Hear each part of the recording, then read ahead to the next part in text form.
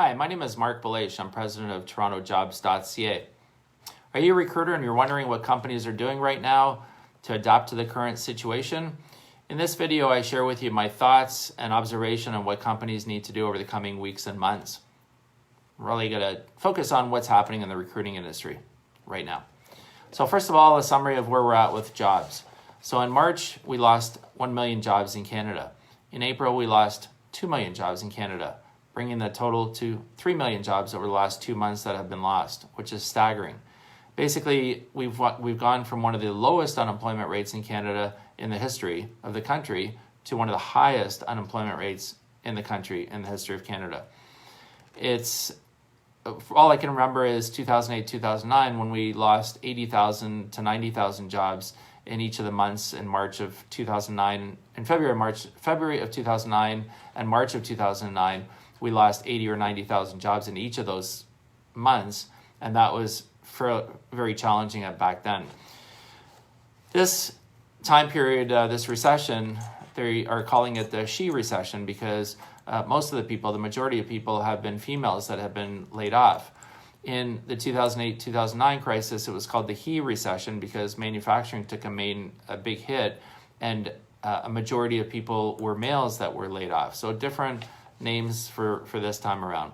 But the world seems to have been settling down, people working from home. Employees are starting to possibly think about the benefits of working from home on a longer term basis. Many companies have been challenged. Obviously, a lot of businesses have shut down completely. They're never to return. And then there's other companies that have thrived and done better, companies like Zoom or Netflix. So if you're a recruiter, what should you be doing right now?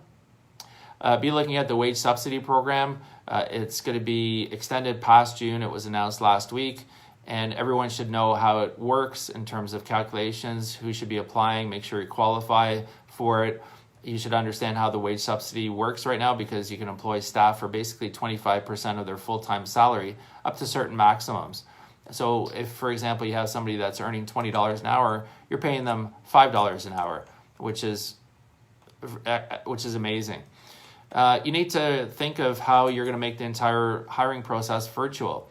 Resumes, interviews, job offers, onboarding, training. You need to think about all that stuff and how to hire somebody all the way through to them being trained without actually perhaps even meeting them. You need to think about how you're going to manage a remote workforce. In this time period, I would suggest you update your database of candidates. It's actually, some people are saying this might be the best time to hire candidates, depending on your industry, depending on the kinds of roles that you fill in.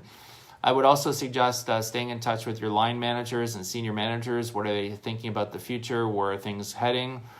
If you're struggling to fill positions because you don't have as many mandates to fill them, I would look at other areas in the organization where you can help them out. Perhaps you can help out with other tasks, maybe frontline or so on.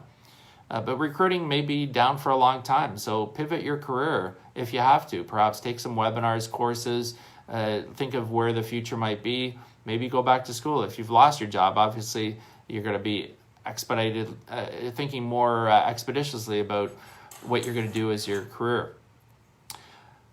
Branding your organization. If you are working at a company, brand your organization.